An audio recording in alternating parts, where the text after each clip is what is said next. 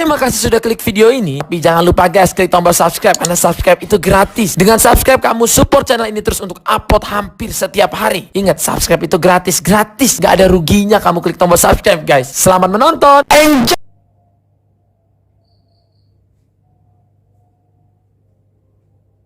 Halo semuanya, Assalamualaikum warahmatullahi wabarakatuh. Perkenalkan, nama saya Alia Aditya Mahanani dari kelas 12 MIPA 5, nomor absen 6. Pada kesempatan kali ini, saya akan menceritakan kembali novel yang telah saya baca. Novel tersebut adalah novel Roro Mendut. Roro Mendut. Novel ini ciptaan dari YB Mangunwijaya. Novel ini mengisahkan tentang perjalanan cinta antara Roro Mendut dan juga Prana Citra.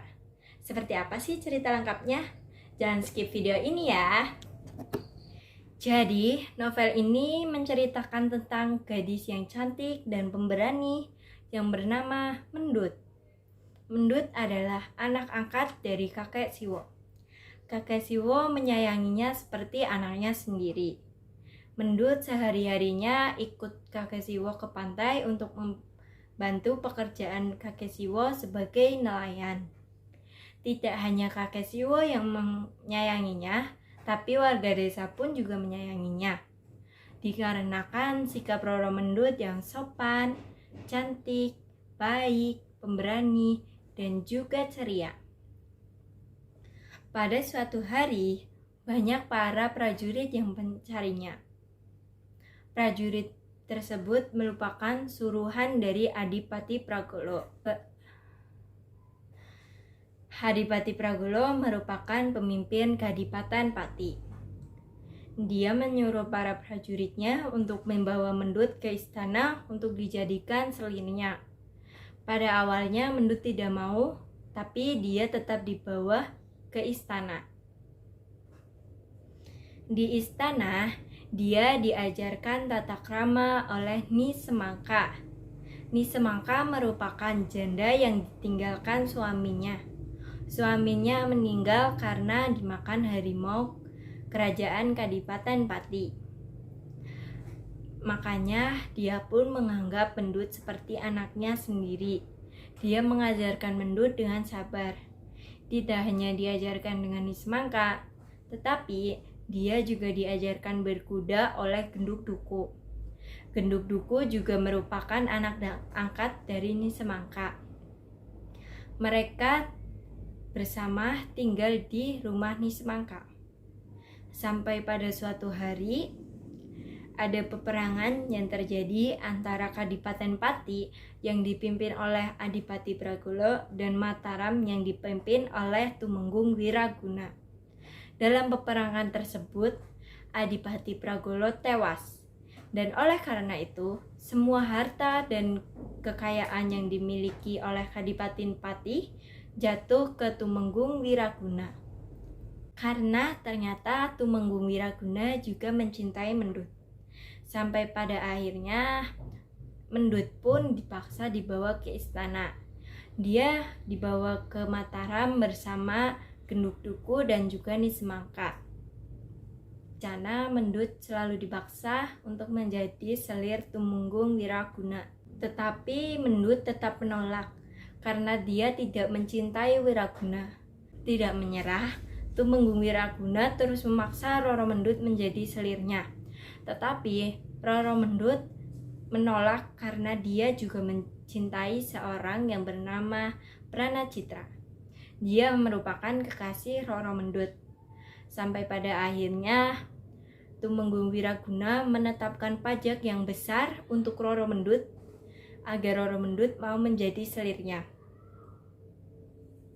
Tetapi Roro Mendut tidak mau dan dia memilih membayar pajak itu.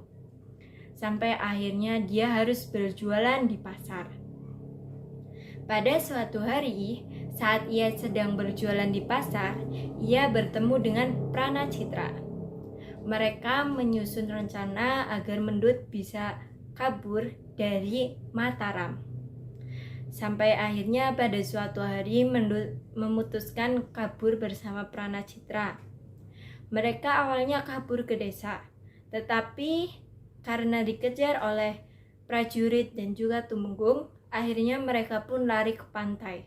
Dan di pantai itu, mereka tertangkap oleh Tumenggung Wiraguna. Terjadi peperangan antara Pranacitra dan Tumenggung Wiraguna. Pranacitra yang tanpa persiapan apapun dan tanpa senjata apapun berusaha melawan Tumenggung Wiraguna untuk mempertahankan cintanya. Tetapi sayangnya Wiraguna menusuk Pranacitra. Saat ingin menusuknya lagi, ternyata tusukan itu terkena kepada Mendut. Dan akhirnya Mendut pun jatuh bersama Pranacitra.